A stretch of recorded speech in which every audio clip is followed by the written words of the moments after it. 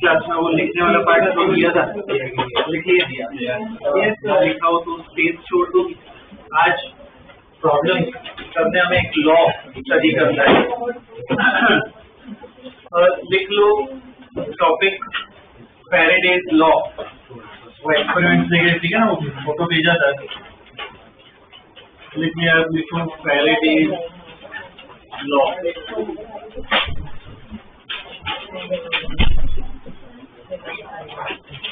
Faraday's law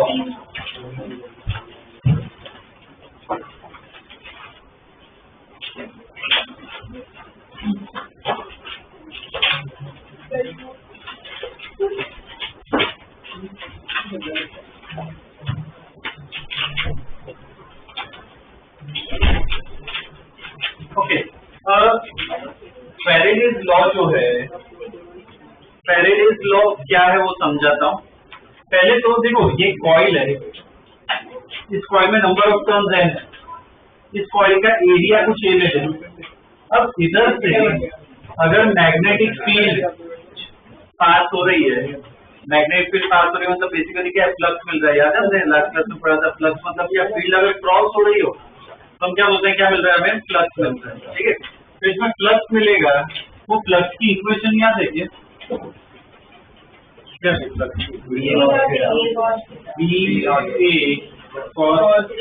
अगर number of turns N दी हो तो साथ एन भी डालना है। ठीक है, अब फैराडे जो हमने ये जो फोटो भेजा था मैंने, उसमें एक्सपेरिमेंट क्या था, अगर फ्लक्स चेंज हो रहा है, अगर फ्लक्स चेंज हो रहा है तो इसमें क्या मिलता है, करंट मिलता है। उस करंट का नाम था, वो लिखवाया भी था मैंने, उस करंट को क्या कहते हैं, इंड्यूस करंट। अगर वो करंट घूम रहा है तो डेफिनेटली यहाँ पे क्या कुछ वोल्टेज होना चाहिए, उस वोल्टेज को हम क्या कहते हैं, इंड्यूस ईएमएफ। क्या कहते हैं, इंड्यूस ईएमएफ। तो ध्यान रखना, मेन पॉइंट जो मैं बताया, फ्लक्स चेंज हो तो करंट मिलेगा, करंट मिल गया मतलब क्या बोल सकते हैं, ईएमएफ मिलेगा। ठीक है ना। तो फैराडे ने क्या किया, एक इक्वेशन दी, उस इक्वेशन से हम कैलकुलेट कर सकते हैं कि कितना ईएमएफ मिलेगा, कितना करंट मिलेगा। तो उस इक्वेशन को ही क्या कहते हैं, फैराडेज लॉ। पर बेसिकली मेन पॉइंट जो तुम्हें ध्यान रखना है, ईएमएफ पूछा हो या करंट जो भी पूछा हो, चेंज होना चाहिए। क्या चेंज होना चाहिए, फ्लक्स। अगर फ्लक्स चेंज हो रहा है तो ईएमएफ मिलेगा, अगर फ्लक्स चेंज ना हो रहा हो तो ईएमएफ नहीं मिलेगा, करंट भी नहीं मिलेगा। ठीक है, फ्लक्स क्या होना चाहिए, चेंज होना चाहिए। चेंज हो मतलब क्या, बढ़ भी सकता है, कम भी, बस चेंज होना चाहिए। ठीक है ना, वो अपना मेन कंसर्न है। ठीक है, तो लॉ में लिख रहा हूँ, तो इक्वेशन लिख रहा हूँ, तुम्हें स्टेटमेंट में मुझे समझाना है। तो ईएमएफ एप्सिलॉन से डिनोट करते हैं, तो ईएमएफ की इक्वेशन होती है, ये फैराडेज लॉ है। बोलो कैसे लिखोगे इसको, statement changing the coordinate time. इसको पहले इसके बाद लिखना है ना, the induced EMF in the coil is given bye, किससे मिलेगा, रेट ऑफ नेगेटिव मैग्नीट्यूड से मतलब है, ये माइनस साइन सिर्फ है ना, वो डायरेक्शन दिखा था, मैं लिखवा दूंगा, पर इधर माइनस का कुछ काम नहीं है, वो अलग से पढ़ेंगे पूरा। तो इस पे ध्यान दो, क्या होगा, रेट, या तो वो यूज वर्ड यूज कर सकते हो, रेट की, rate of change of magnetic flux, या फिर क्या लिख सकते हो, change in magnetic flux per unit time, एक ही होता है वो। ठीक है, तो बस उस स्टेटमेंट को हम क्या कहते हैं, फैराडेज लॉ। उसके बाद में क्या करना है, ये इक्वेशन लिखनी है। ठीक है, तो पहले वो स्टेटमेंट लिख लो, उसके बाद ये इक्वेशन लिख लेना। लिखो, the rate of change of magnetic flux, the rate of change of magnetic flux, the rate of change of magnetic flux associated with a circuit,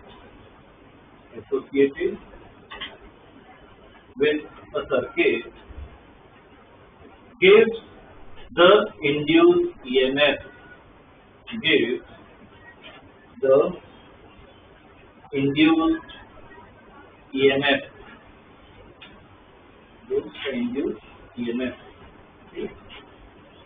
direct वो इक्वेशन लिख लो, एप्सिलॉन वाली, डायग्राम मत ड्रॉ करो, वो कुछ काम का नहीं, डायरेक्ट इक्वेशन लिख।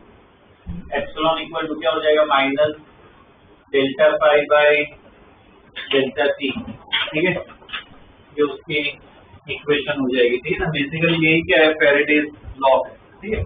पर इस इक्वेशन से जो वैल्यू मिलती है वो कौन सी वैल्यू मिलती है, एवरेज वैल्यू। एक पर्टिकुलर मोमेंट पे चाहिए तो क्या करेंगे, एक पर्टिकुलर मोमेंट पे चाहिए तो क्या करना है, डी फाई बाई ले लिया ना, डिफरेंशिएशन करना होता है। इसके नीचे लिखो, ये एवरेज डाल देना, इसके नीचे लिखो EMF at a particular instant, EMF at a particular instant is given by, EMF at a particular instant is given by epsilon equal to क्या लिखेंगे, minus D phi by D, ठीक है। एप्सिलॉन इक्वल टू क्या हो जाएगा, minus D phi by D, ठीक है, ये हो जाएगा। इसका ही बॉक्स बना दो, क्वेश्चन में क्या पूछा है उस पर डिपेंड करेगा क्या यूज करेंगे, ठीक है। अब ये जो माइनस बताया, ये फिजिक्स में जनरली हम देखें माइनस साइन क्या डिनोट करता है, डायरेक्शन दिखाता है, ठीक है। तो इधर माइनस साइन है ना, वो भी डायरेक्शन दिखाता है। किसकी डायरेक्शन दिखाता है, ये EMF और करंट, करंट दो तरीके से घूम सकता है, क्लॉकवाइज या एंटीक्लॉक, तो उसकी डायरेक्शन देता है। पर उसके लिए ना, इसके बाद हम पढ़ेंगे एक लेंस लॉ, उससे मिलेगा डायरेक्शन। इधर तुम्हें बस वैल्यू से मतलब है, तो माइनस से लिखवाने के लिए बस तुम्हें पता होना चाहिए भाई माइनस का डायरेक्शन दिखा रहा है। जब कैलकुलेशन करेंगे ना, वो बोर्ड का क्वेश्चन हो या जेडब्ल्यू की बात करें, उसमें मैग्नीट्यूड ही पूछना, ठीक है, क्योंकि अलग से लॉ है, वो अलग से स्टडी करना होता है। माइनस बस लिखने का फॉर्मेलिटी का इसका, बस माइनस का मीनिंग इसमें लिख के छोड़ो। क्या लिखोगे इसमें, नेगेटिव साइन लिखो, negative sign indicate, negative sign indicate,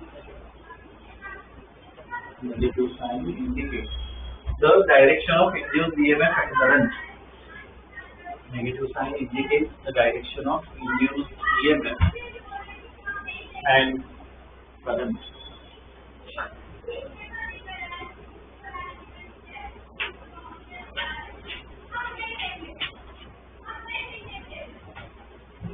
ठीक है,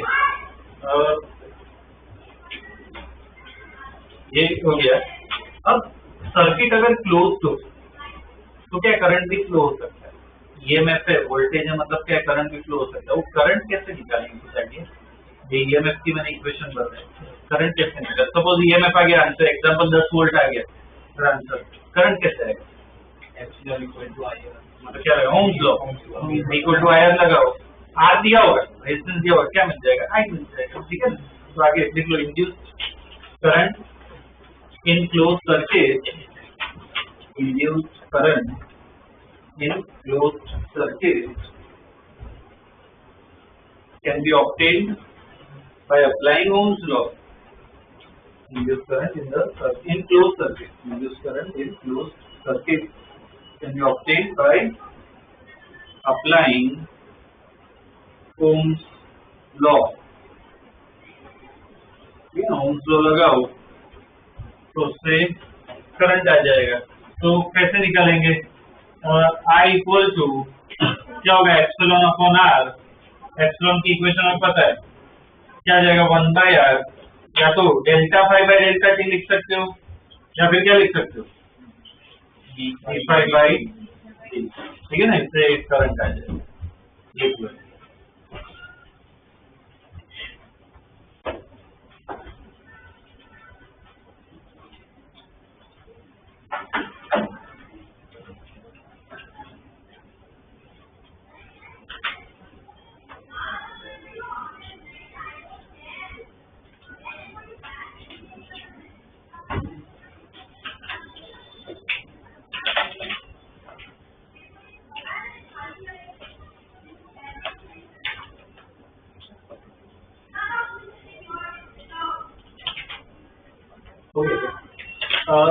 ठीक है, ये करंट मिल गया। एक और चीज इसमें क्या पूछ सकते हैं, चार्ज, करंट फ्लो हो रहा है, मतलब मैं क्या बोल सकता हूँ कि चार्ज फ्लो हो रहा है, ठीक है। तो चार्ज की इक्वेशन भी लिख सकते हैं, इसके आगे लिखो statement, if delta Q charge, if delta Q charge flows in time delta t if delta q charge flows in time delta t,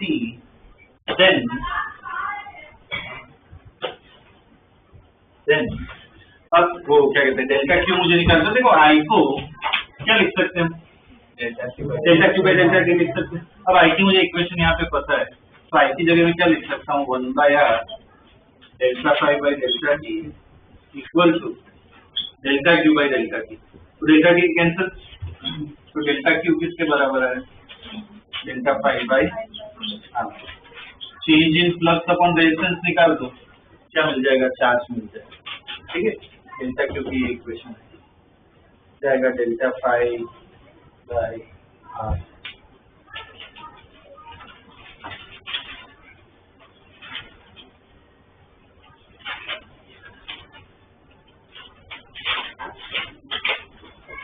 delta phi by are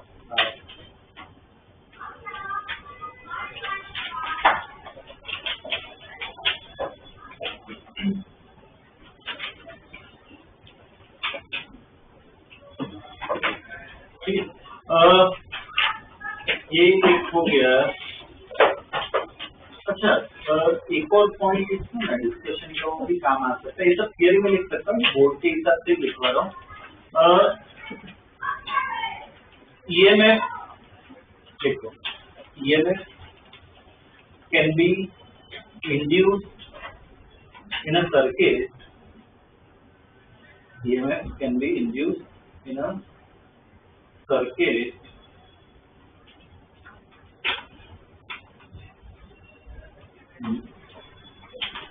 by following ways.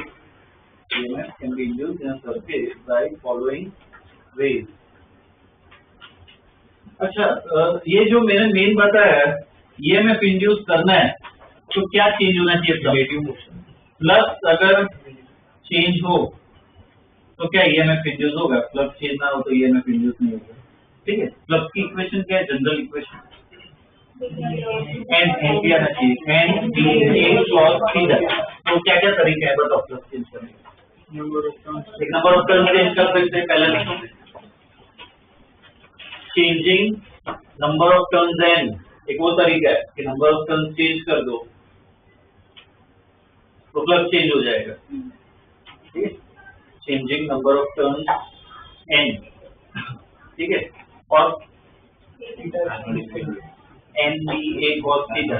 Magnetic field को change मतलब magnetic field बढ़ा सकते हो या कम कर सकते हो। ठीक है, on changing strength of magnetic field, changing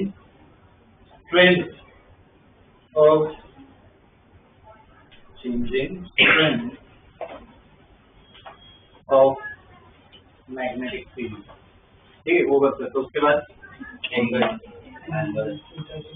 से क्या एरिया भी चेंज कर सकते हैं, मतलब लूप का जो छोटा है बड़ा कर सकते हो। ठीक है, तो फिर लिखो changing area, on changing area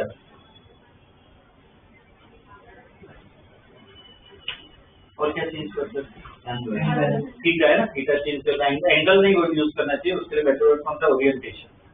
ठीक है, on changing orientation, on changing orientation. ठीक है, ब्रैकेट में लिख लो theta,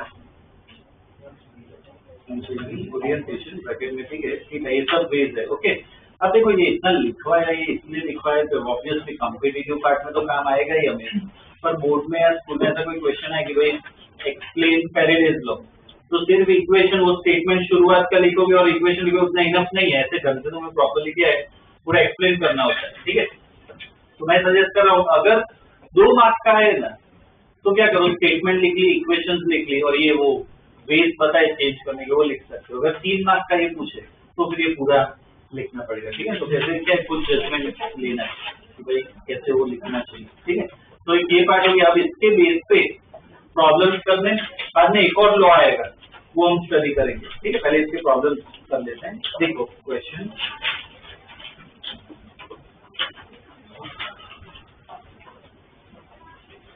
flux through a loop through a loop of resistance 0.4 ohms plus through a loop of resistance 0.4 ohms is given by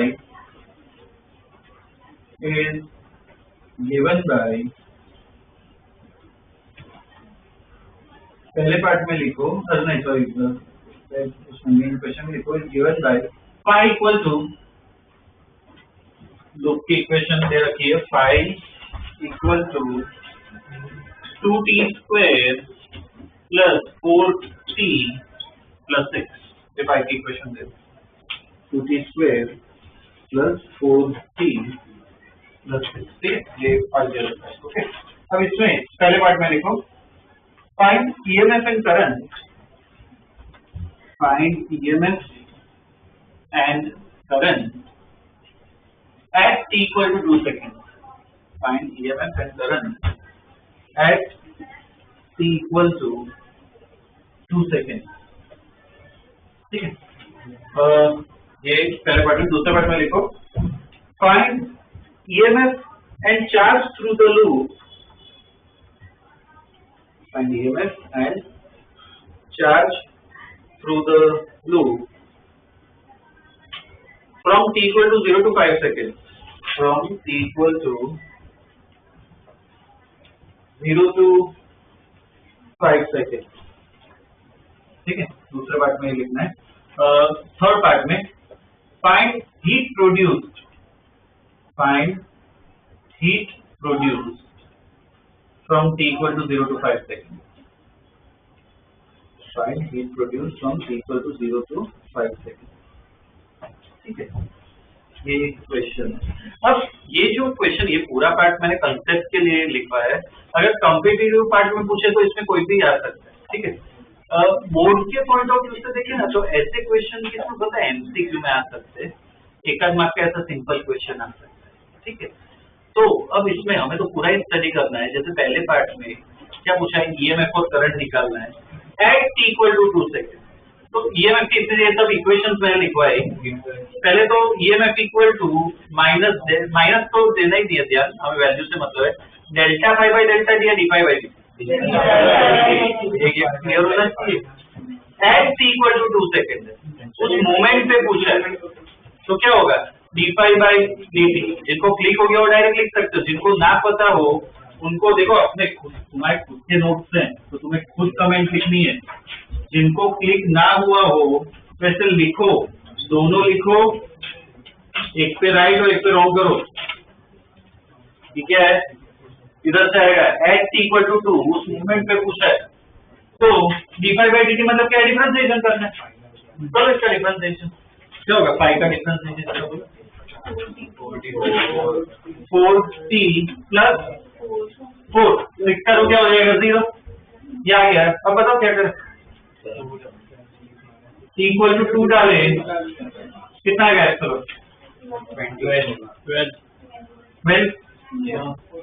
12 volt, ये मेरा EMF आ गया, साथ में करंट भी तो पूछा है, क्या ओम तो लगा सकते हैं, I equal to epsilon by R 12/0.4,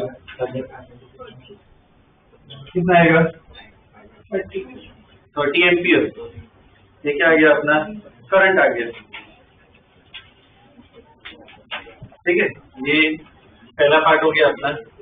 ये क्या पूछा है, डिफरेंशिएशन पूछा है, ओके। दूसरे पार्ट में ईएमएफ और वो सब निकालना है, पर अब देखो फर्क देखो, पहले पार्ट में क्या एट t इक्वल टू 2 उस मोमेंट पे निकालना है, दूसरे पार्ट में एक मोमेंट पे नहीं निकालना है, एक इंटरवल में निकालना है कि 0 से 5 सेकंड में निकाले, तो उसमें ईएमएफ कहाँ से आएगा, एवरेज होगा, मतलब क्या आएगी equation delta phi by delta T. इधर डिफरेंशिएशन करेंगे, D phi by D T हो तो डिफरेंशिएशन करते हैं, तो डेल्टा है, डेल्टा में सिर्फ वैल्यूज डालनी है, इसकी वैल्यू क्या होगी 5 सेकंड, 0 से 5 है मतलब डेल्टा की तो क्या हो जाएगा 5 सेकंड। डेल्टा 5 कैसे निकालेगा, कभी भी डेल्टा वर्ड है हमेशा ये ध्यान रखो, फाइनल मैच इनिशियल वैल्यू होती है, तो डेल्टा टी तो चलो पता है, ये कैसे निकालो मैं इनिशियल और फाइनल वैल्यू? इधर क्या डालो, पहले 0 डालोगे तो इनिशियल वैल्यू आएगी, 5 डालोगे तो फाइनल वैल्यू आ जाएगा ये। और क्या पूछा दूसरे पार्ट में? 4। वो खुद सोचो कैसे निकालो, करो दूसरा पार्ट कर दो।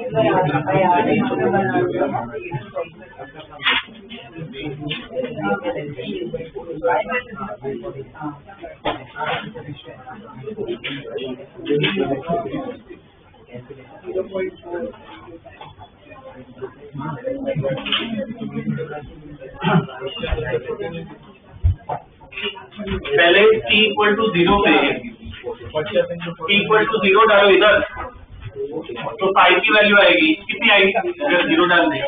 क्या इससे बाद में इसमें क्या डालो पाई तो फाइनल वैल्यू आ जाएगी, कितनी आ रही है अगर इधर पाई डाल 70 से, तो ईएमएफ जो है कितना होगा 76 माइनस 6 अपॉन कितना टाइम है 5, कितना आएगा 14 वोल्ट। ये अपना ईएमएफ आ गया। चार्ज भी पूछा है कितना चार्ज फ्लो होगा, चार्ज की इक्वेशन बोलो delta pi by R, delta pi ये रहा अपना ये निकला तो कितना हो जाएगा 70, आर रेजिस्टेंस दिया 0.4, इसको सॉल्व करो कितना आ रहा है आंसर 175 यूनिट क्या हो गया कूलर, ठीक है कितना चार्ज फ्लो होगा, ठीक है ना। तो ये दूसरा पार्ट क्या है कैलकुलेशन बेस्ड है, ओके। हर एक इक्वेशन अपन ने यूज की कैसे क्या अप्लाई करना है, ठीक है पता होना चाहिए। थर्ड पार्ट है ना वो स्पेसिफिकली किसके लिए कंपेटिटिव पार्ट के लिए, फर्स्ट और सेकंड बोर्ड्स में एनसीईआरटी किसी में भी आ सकता है, ठीक है। थर्ड पार्ट स्पेसिफिकली कंपेटिटिव का है, क्या पूछिए हीट पूछिए, करंट फ्लो कर रहा है रेजिस्टेंस में तो सीधी बात है हीट प्रोड्यूस होगी। अब हीट की इक्वेशन अगर याद हो तो ये हीट की ना दो फॉर्म आते हैं हीट निकालने के,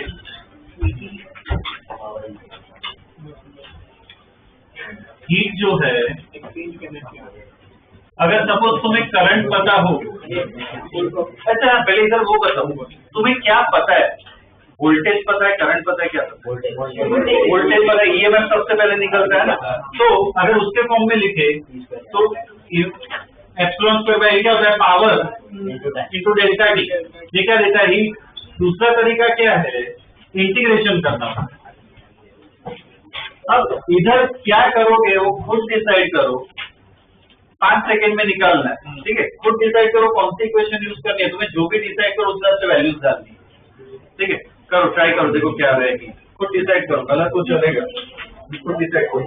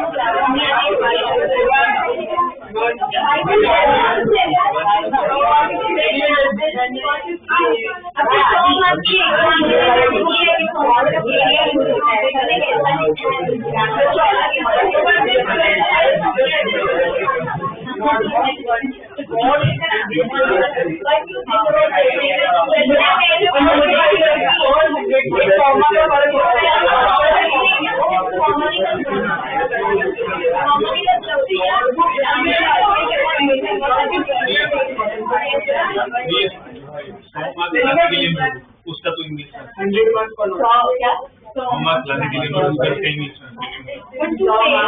के लिए थोड़ा ऐसा हाइपर बोल रहे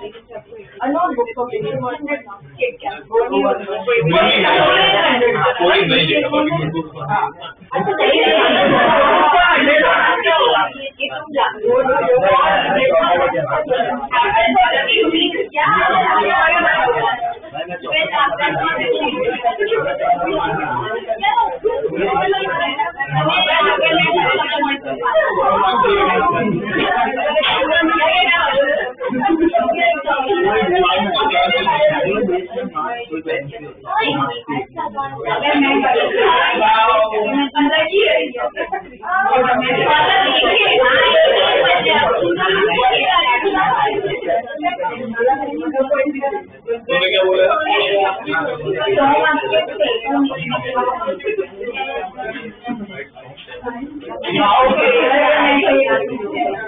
तूने पहले पूछा हुआ क्या?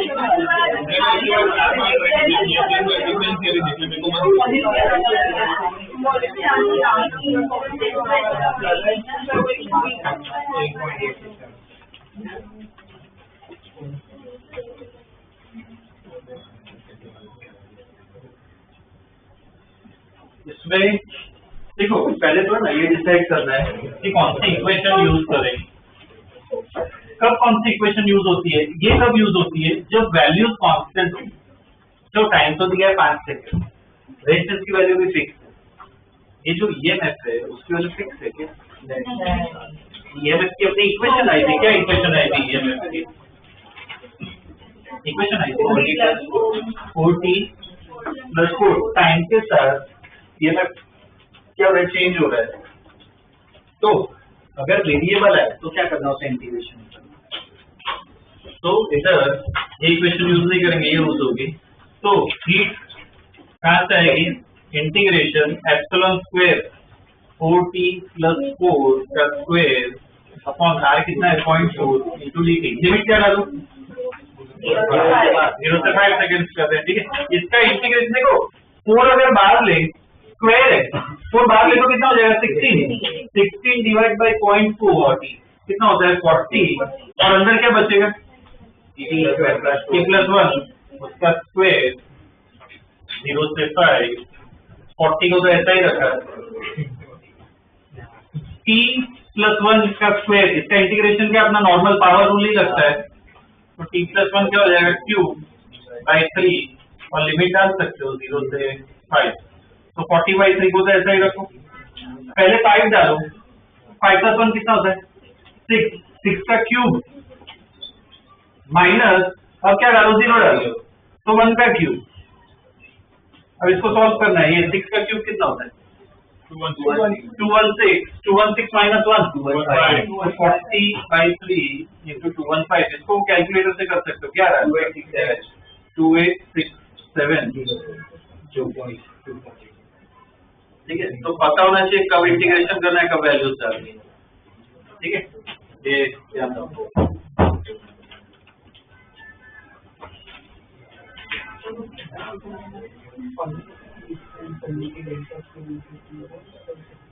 कौन सी है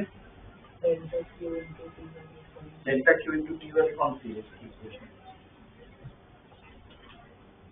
डेल्टा क्यू इंटू टी वाली कोई इक्वेशन नहीं कौन सी इक्वेशन है उसमें में हाफ सीरीज स्क्वायर वाली है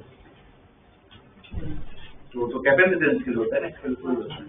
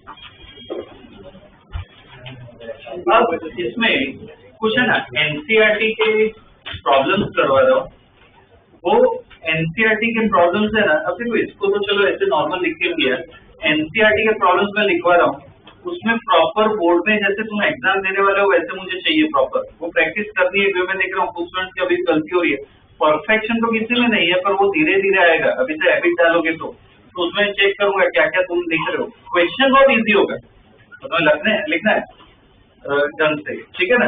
तो देख लो उधर लिख लेना एनसीईआरटी, ठीक है ना। ऐसे कोई क्वेश्चन है तो सामने से बता दूंगा मैं। देखो a circular coil has radius, a circular coil has radius 100, a circular coil has radius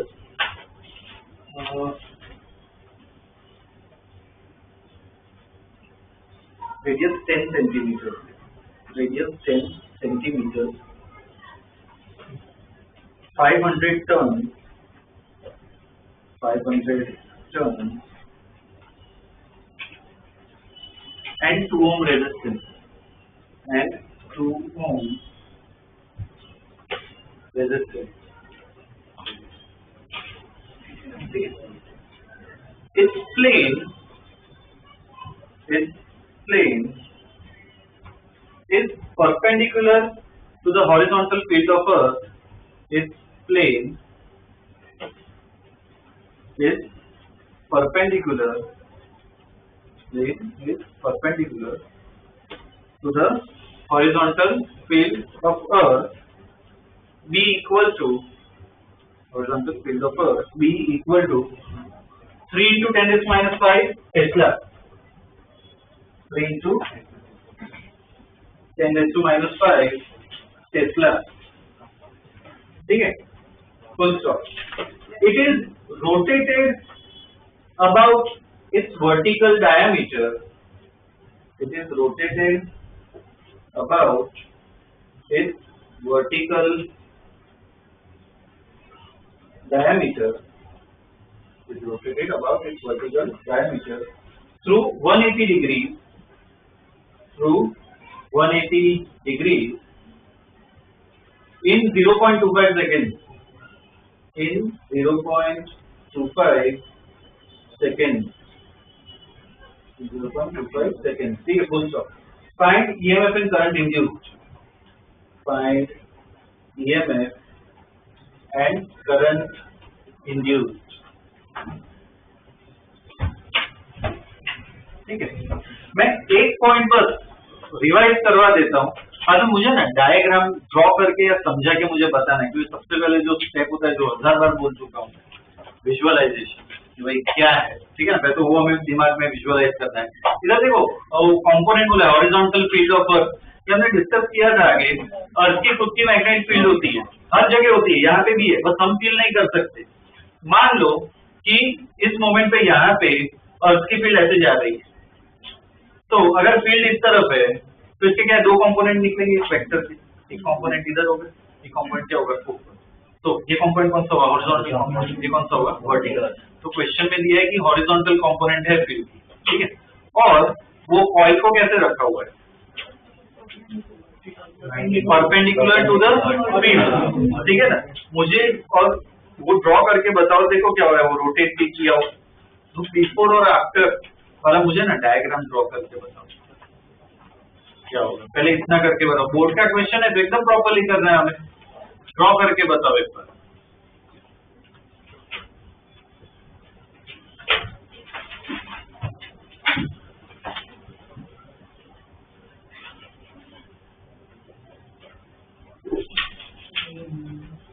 field horizontal draw करो, उसके परपेंडिकुलर कॉइल बनाओ,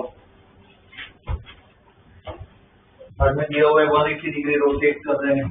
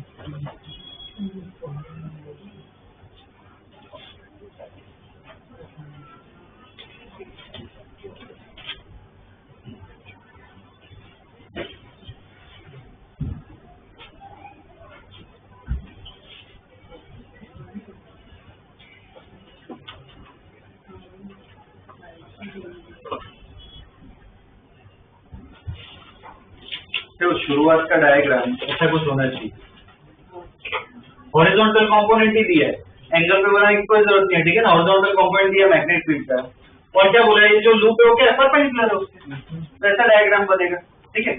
और क्या किया है, इस लूप को 180 डिग्री रोटेट किया है, पर 180 डिग्री को कैसे रोटेट किया है, तो जैसे ये लूप है तो 180 डिग्री ऐसे घुमाया क्या है, वर्टिकल डायमीटर से घुमाया, मतलब क्या ऐसे कर दिया, ठीक है, ऐसे कर दिया। तो ये इनिशियल अगर डायग्राम है, तो फाइनल डायग्राम ऐसे उल्टा कर दूं मैं, तो अब जो है डायग्राम ऐसा कुछ हो जाएगा, फील्ड तो इधर से ही पास हो रही है,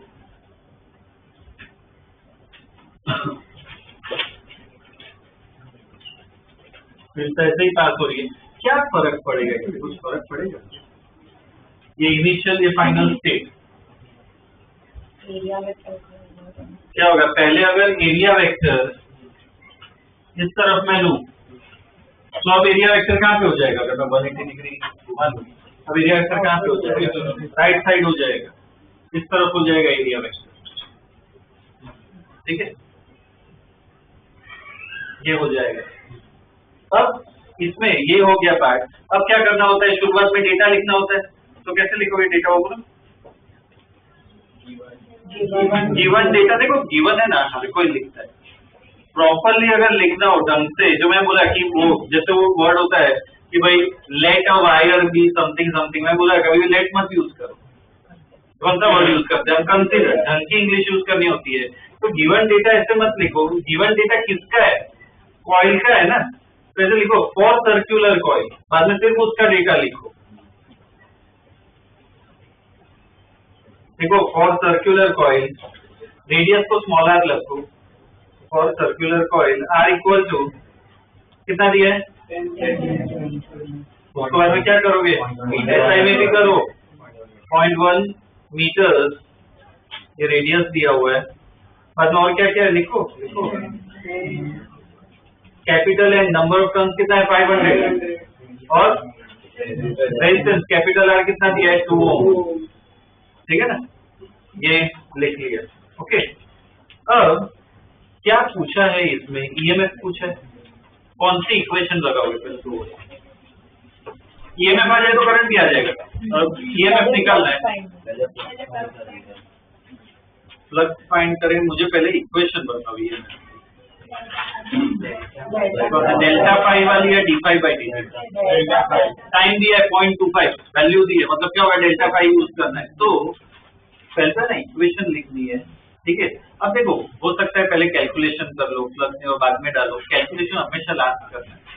पहले तुम्हें हमेशा इक्वेशन डेवलप करनी होती है, कैलकुलेशन लास्ट में ही करते हैं। तो अब डायरेक्ट अगर लिखोगे epsilon equal to delta phi by delta T, वो बेटर नहीं। क्या लिखना चाहिए पहले? क्या स्टेटमेंट आना चाहिए? Applying according to Faraday's law, epsilon equal to d5/dt। Minus डालने की जरूरत नहीं है, वैल्यू से मतलब है। अप्लाइंग या according to, using Faraday's law, कुछ भी चलेगा अपने वर्ड में। फैराडेज लॉ जो इक्वेशन लिख लो उसके बारे में लिखना होता है। क्या होगा? Epsilon equal to delta pi by delta T. ठीक है ना, मैग्नीट्यूड से ही मतलब है। Epsilon equal to delta pi by delta, जो मैं बताया वैल्यूज अभी से नहीं डालनी है, पहले इक्वेशन डेवलप करो। तो और क्या लिखोगे? बोलो एप्सिलॉन को final flux minus initial by delta T, बाद में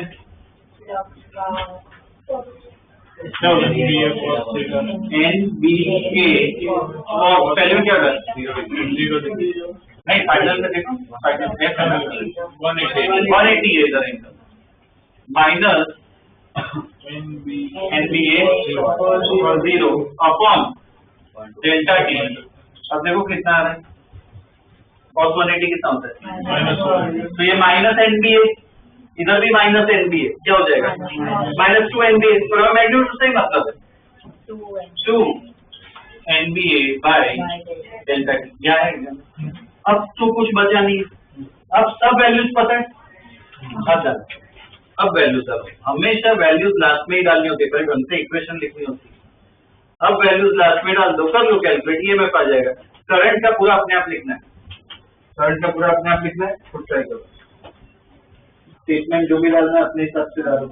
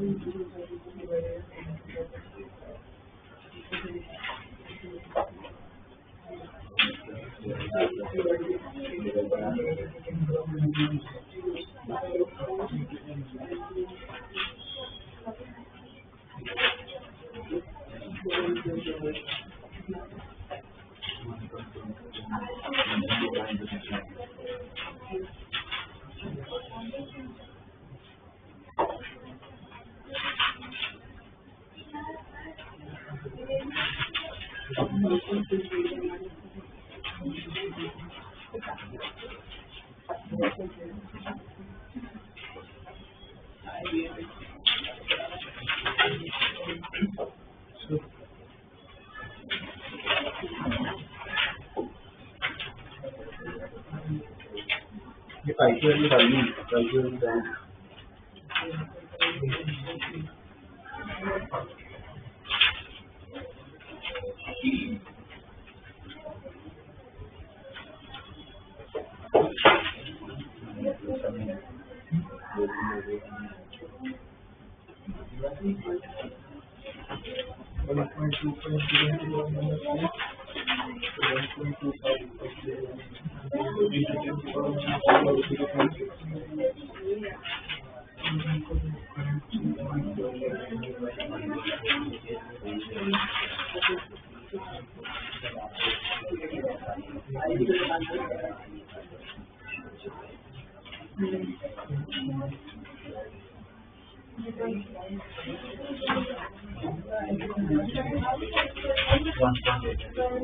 कैलकुलेट सब वैल्यूज डालनी है, सब दी हुई है। एरिया क्या होगा, पाया स्क्वायर, सब वैल्यूज सब ऐसा ही में डालना, ध्यान रखना। कितना आ रहा है? 3.76 ये EMF आ गया, ठीक है। जिनका कैलकुलेशन बाकी है लिख लो डायरेक्ट आंसर, ठीक है। 3.768 मिली वोल्ट, ठीक है। ये EMF आ गया। करंट के लिए क्या अप्लाई करोगे इक्वेशन? ओम्स लॉ लगा सकते हैं, I इक्वल टू टैग एप्सिलॉन बाय R। क्या लिखोगे? अकॉर्डिंग टू है ना ओम्स लॉ, हमें लिखना है I equal to epsilon by R। कर लो substitute, I equal to epsilon by R। ये कितना है? 3.768। R कितना दिया? 2 ओम। तो ये आएगा 1.884 कितना जाएगा? 1.884 मिली एम्पियर।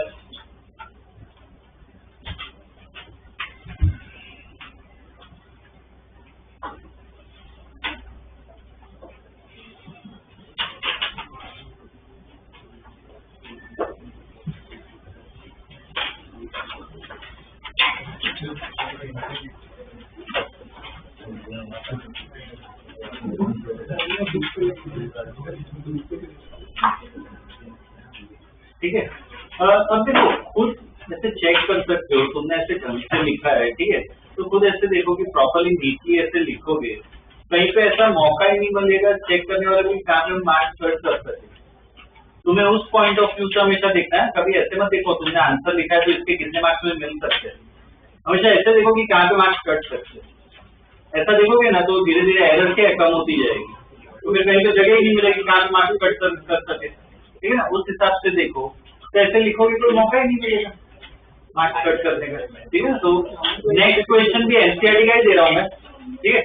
एनसीईआरटी लिख लो, मुझे डायग्राम पहले ड्रॉ करके बताना है अपने आप, इसमें मैं हेल्प नहीं करूंगा, पहले खुद ट्राई करना।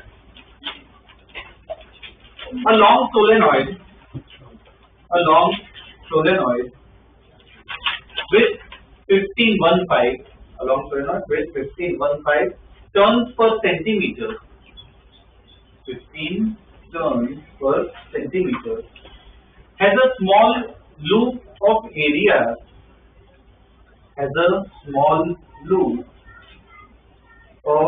area 2 centimeters square,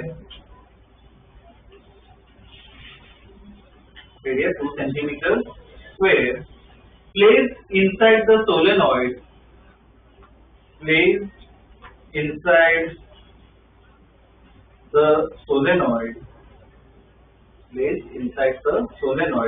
normal to its axis, normal to its axis, normal to its axis, ठीक है, full stop. If current in solenoid, if current in solenoid changes from, if current in solenoid changes from 2 ampere to 4 ampere, changes from 2 ampere to 4 ampere in 0.1 second, in 0.1 second, then find EMF induced in the loop, then find EMF induced in the loop, EMF induced in the loop, ठीक है ना, ये निकालना है. Okay, अब इसमें पहले तो ना मुझे डायग्राम ड्रॉ करके बताओ, ठीक है, अपने आप का जैसे पहले केस में किया था, मुझे इसमें डायग्राम ड्रॉ करके बताओ क्या दिया ट्रीटमेंट के हिसाब से.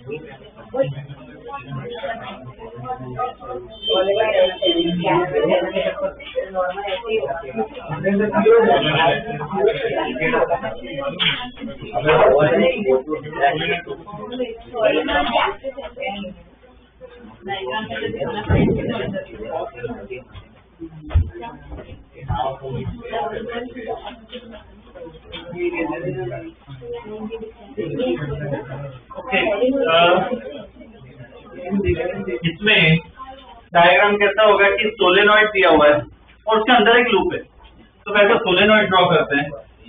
तो ये सोलेनॉइड हमें पता है, ठीक है, तो ये सोलेनॉइड ड्रॉ कर लिया. अब सोलेनॉइड की एक्सिस भी बनानी पड़ेगी, तो ये सोलेनॉइड की एक्सिस है. अब लूप यहाँ पे रखा है एक्सिस पे. अब लूप को सर्कुलर लूप है, जब अभी छोटा सा लूप बना सकते, लूप को कैसे रखा है, ऐसे रखा है, स्लैंट रखा है, कैसे रखा होगा, normal to the axis, normal to the axis. तो ये एक्सिस है, नॉर्मल मतलब क्या, परपेंडिकुलर, ऐसे रखा हुआ है, लूप को ऐसे रखा हुआ है, ये अपना लूप है. अब डायग्राम में ऐसे बनाओगे, मेंशन करना है एक्सिस है, ये सोलेनॉइड है, ये अपना लूप है, इसे मेंशन करना पड़ेगा, ठीक है. ऐसा ये डायग्राम होगा. उसके बाद क्या होगा,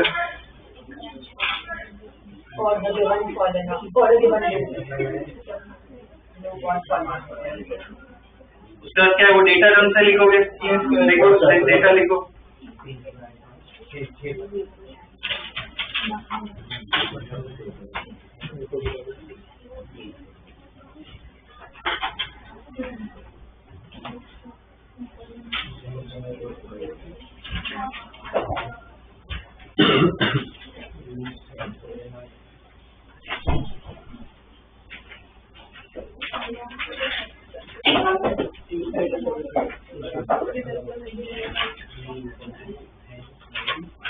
देखिए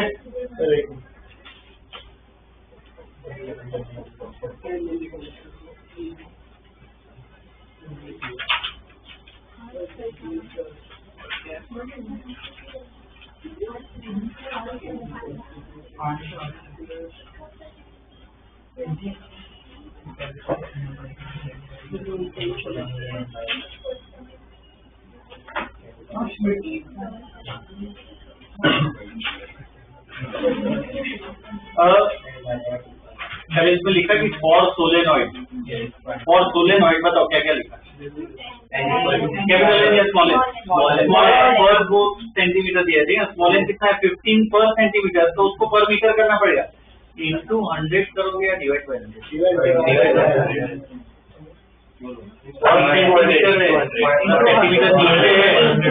100 होता है, तो स्मॉल एन जो क्या हो जाएगा 1500 पर मीटर, स्मॉल एन क्या हो जाएगा 1500 पर मीटर, ठीक है, ये स्मॉल एन होगा। और क्या लिखा? इनिशियल और फाइनल करंट लिखना है 2 एम्पियर 4 एम्पियर और टाइम डेल्टा टी कितना दिया डेल्टा टी 0.1 सेकेंड, ठीक है। और लूप के लिए क्या लिखोगे? एरिया है ना, for loop area equal to 2 centimetre square, उसको मीटर स्क्वायर में करो, तो 2 इंटू 10⁻⁴ मीटर स्क्वायर। ये क्या करना है लूप का एरिया, ये डेटा लिखा। अब बताओ क्या है आगे इक्वेशन, वो ये मैंने पूछा है, पूरा एक काम करो, पूरा सॉल्व करो, अपने आप ट्राई करो, पूरा मुझे ढंग से स्टेटमेंट की इक्वेशन की कैलकुलेशन लास्ट में होनी चाहिए, ट्राई करो खुद। इक्वेशन पता है ईएमएफ वाली यूज करनी है।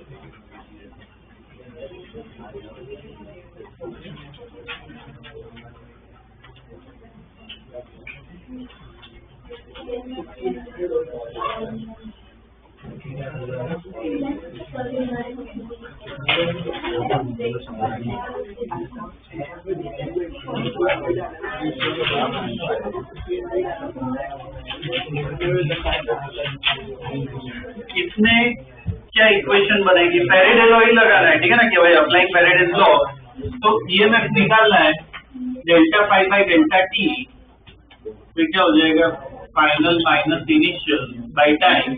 अब इसमें देखो लूप फिक्स है, अब इसमें क्या कहते हैं फ्लक्स जो है, इधर फ्लक्स लूप का तो कोई नंबर ऑफ टर्न्स नहीं है, तो यहाँ पे कौन सा फॉर्मूला यूज करोगे?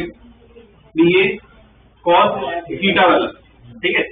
पर इसमें देखो इधर बताओ मुझे क्या चेंज हो रहा है, इधर थीटा चेंज, जैसे लास्ट बार में थीटा चेंज हुआ, इधर क्या चेंज? करंट की वजह से क्या मतलब बी चेंज होता है, तो यहाँ पे ये एफ लिखना है, माइनस क्या हो जाएगा B I A cos theta. अच्छा थीटा तो बताओ थीटा क्या होगा?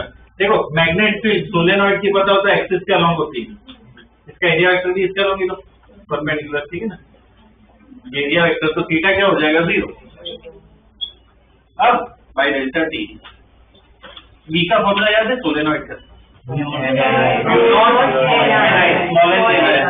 तो mu naught small N final current into area minus mu naught N initial current area by delta T, तो कितना हो जाएगा mu naught N A by delta T final current minus initial current. अब देखो सब वैल्यूज दे रखी है, mu naught की वैल्यू याद है कहाँ से आती है? म्यू नॉट कितना होता है 4 पाई इंटू 10⁻⁷। अब ये सब वैल्यूज का लोगे ये मैं पा जाएगा, तो वैल्यूज हमेशा लास्ट में डालनी है। 7.5 into 10⁻⁴ 7.6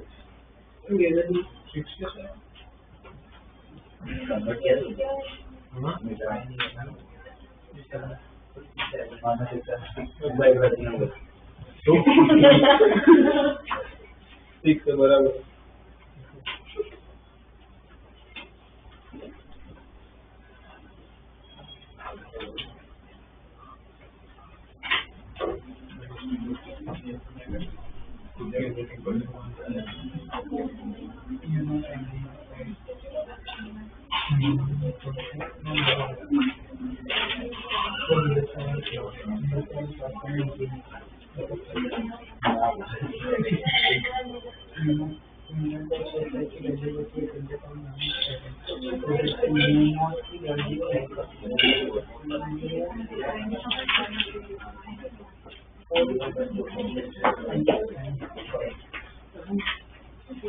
कितना आ रहा है आंसर?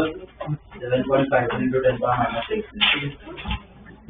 7.53 7.5 माइक्रोवोल्ट आ रहा है, 7.5 माइक्रोवोल्ट।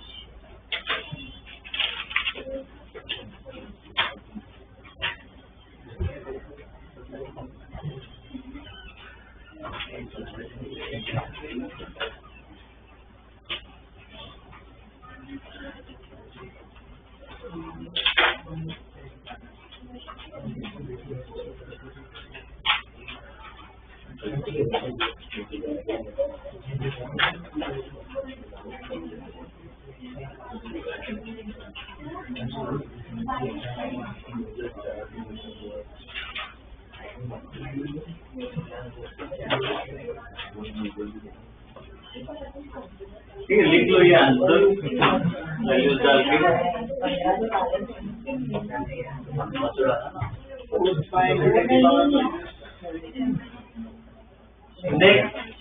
नेक्स्ट क्वेश्चन दे रहा हूँ, ये कंपेटिटिव पॉइंट ऑफ व्यू से, ठीक है ना, ये उसमें बोर्ड में ऐसा क्वेश्चन नहीं आएगा, कंपेटिटिव पे ज्यादा फोकस करेंगे।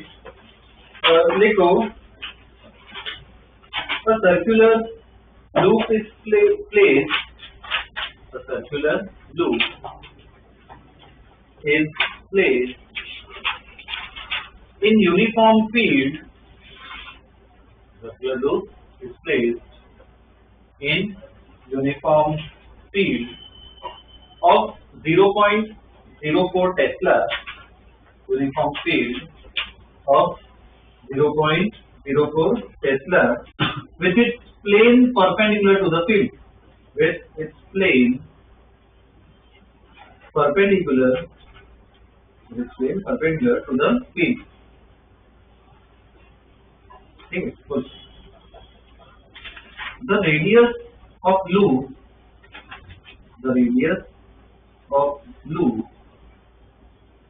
expands at the rate of of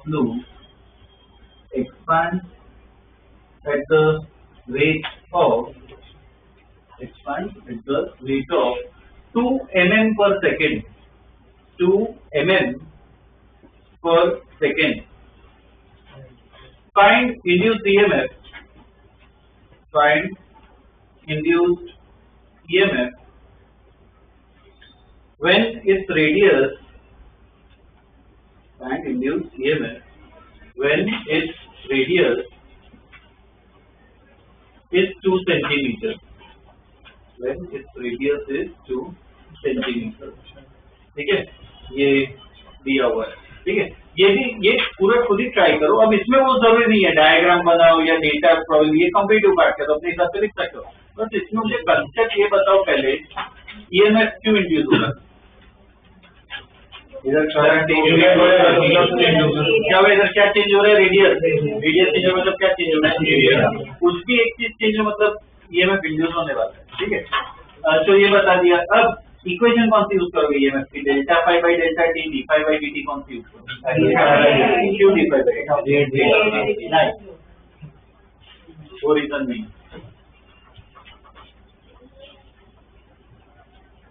वो रीजन नहीं। हाँ, जब 2 सेंटीमीटर एक पर्टिकुलर वैल्यू है 2 सेंटीमीटर उस मूवमेंट पे फाइंड करना है, वो रीजन है। 2 सेंटीमीटर पे फाइंड करना है, इसलिए क्या होगा? D phi by D T instantaneous use करना है, ठीक है।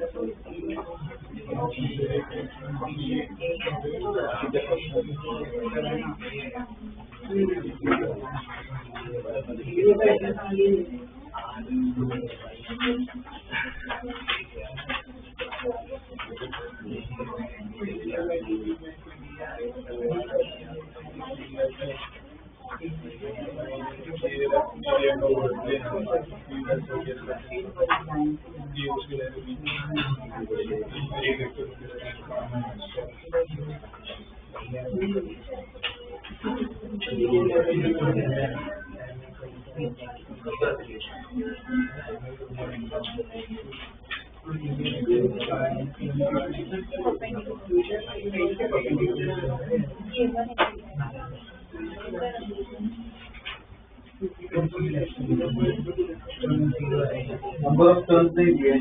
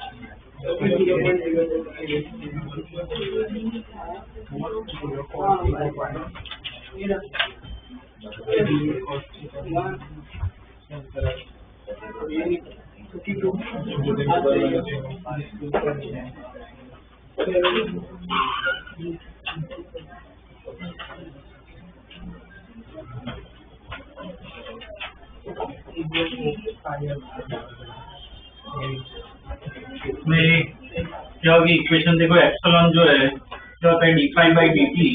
तो देखो क्या चेंज हो रहा है, बस इक्वेशन स्टडी करना सीखो। प्लस जो है यहाँ पे नंबर ऑफ टर्न्स तो कुछ दिया नहीं है, तो क्या लिख सकता हूँ मैं, bA cos थीटा। तब एप्सिलॉन इक्वल टू इधर, अब देखो इसमें d by dt b area कितना होगा पाई आर स्क्वायर, और ये cos थीटा, थीटा कितना होगा, हॉरिजॉन्टल है फील्ड, प्लेन परपेंडिकुलर मतलब ऐसा केस है, तो थीटा कितना हो जाएगा 0, तो cos तो क्या हो गया 1। अब इधर क्या क्या कांस्टेंट है, b और पाई कांस्टेंट यहाँ चेंज हो रहा है, तो जो कांस्टेंट है उसको बाहर ले लिया, d by dt और बात कर लियो। मैं बस इक्वेशन फॉलो कर रहा हूँ और कुछ नहीं कर रहा है इसमें, ठीक है ना। तो पाई b इसका मतलब क्या होगा, इसमें क्या आज का डिफरेंशिएशन करना है, आज का डिफरेंशिएशन कितना होगा, तो साथ में क्या लिखना पड़ता है, तो पाई पता है, डी पता है, 2 पता है, आर पता है, D R by D T क्या होगा 2 mm per second। तो सभी वैल्यू को क्या एसआई में डालो, देखो क्या 32 pi into 10 into 10 कितना है 32 into 10 into -7 volt.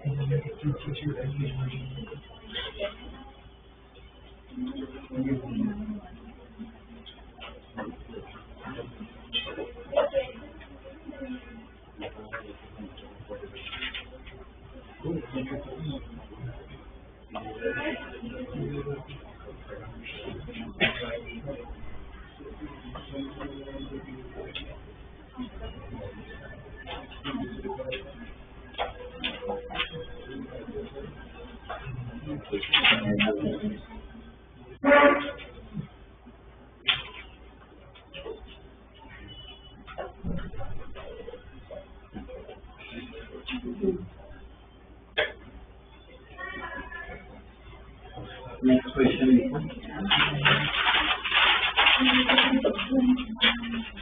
A circular coil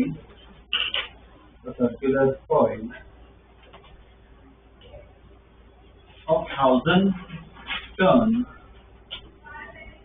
a circular coil of 1000 turns and area 1 meter square, 1000 turns and area 1 meter square is rotated about its vertical diameter, is rotated about its vertical diameter with speed of 1 revolution per second, with speed of 1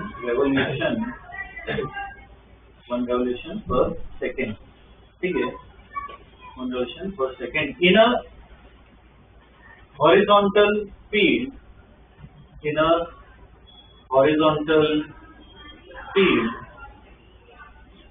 of 0.07 Tesla, horizontal field of 0.07 Tesla. Find maximum voltage generated. Find maximum voltage generated. ठीक है, इसमें इस time पहले visualise करो, देखो क्या change हो रहा है.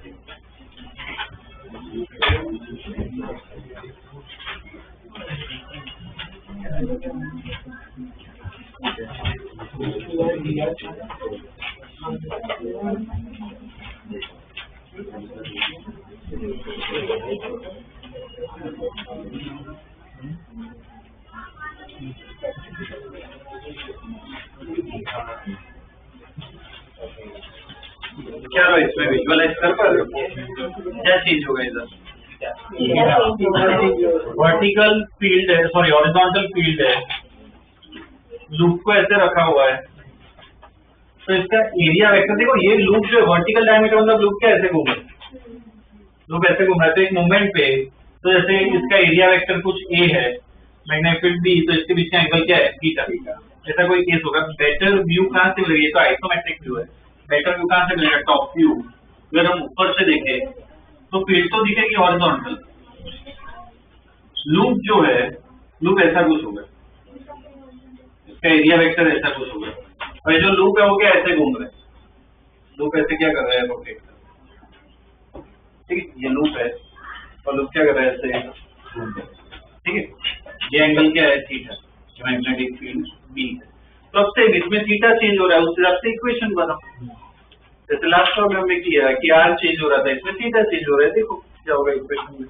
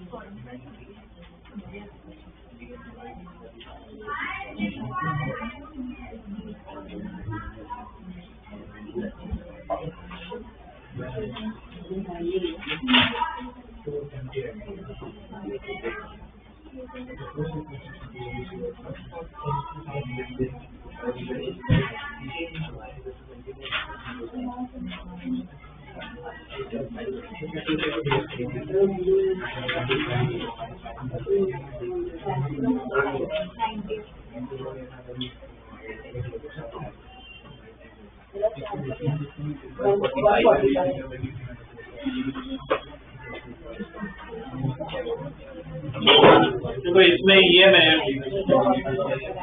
अपना इक्वेशन है d5/dt, तो सेम तो लास्ट केस में प्रोसीजर फॉलो किया वही करो। देखो इसमें हर एक क्वेश्चन कुछ ना कुछ तो अलग आएगा ही, सेम क्वेश्चन तो नहीं करवाऊंगा मैं, बस ग्राफ करो कि कैसे तरीका है, क्या स्टडी कर रहे हो।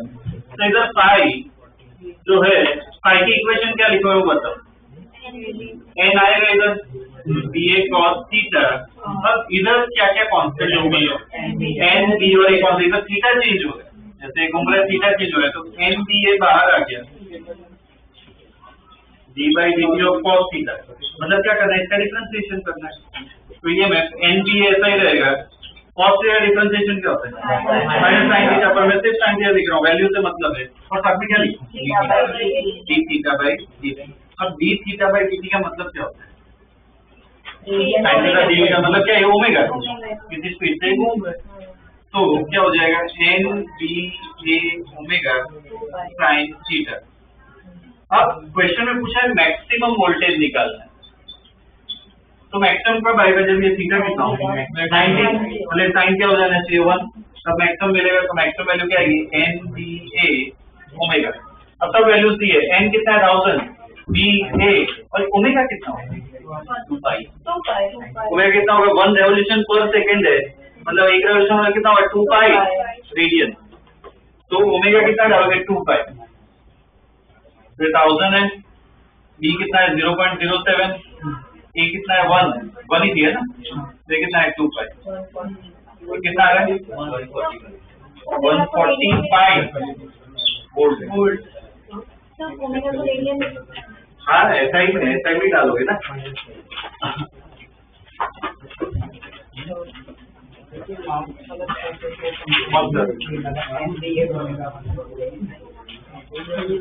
NBA sin थीटा तो आई d थीटा/dt, d मतलब क्या, कितनी स्पीड से रोटेट कर रहा है, तो रोटेशन की स्पीड को क्या कहते हैं, ओमेगा कहते हैं, d/dt को क्या लिख सकते हो,